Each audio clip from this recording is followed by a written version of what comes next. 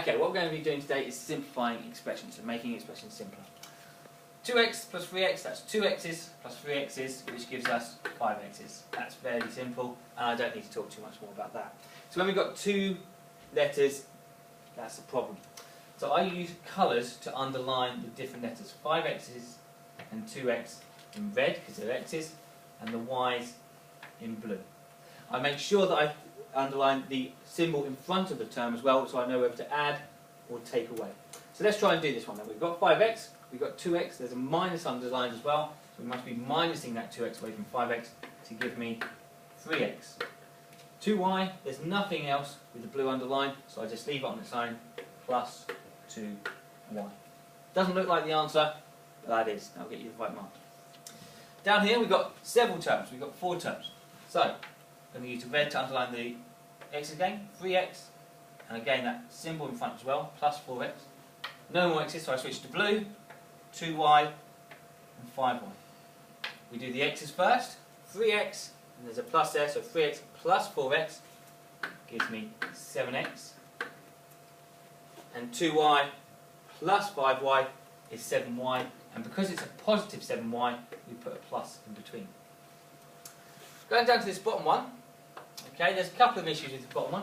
I'm going to do my underlining of x's, 8x and minus 6x. And now I'm going to think about the y's. Now my y's I'm going to underline in blue, minus 2y plus y. This one hasn't got a number in front of it. And we've got to remember that whenever there's not a number in front of a letter, we can actually put a 1 there. Okay? We just don't normally put it down as mathematicians, we just put down the y. Let's do the x's first, because they're super very simple. 8x, and we've got this take away 6x, which gives us 2x. Now let's try the y's. We start with the negative. This is not just 2y, because that minus sign's there, it means it's negative 2y. Negative 2y plus 1y gives us negative 1y. So we put that negative in the middle, and then we can put just y, because it's 1y, but we don't normally put the y.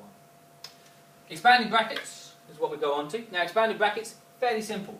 This 5 is times in this bracket. So all we do is 5 times x, and we write that as 5x.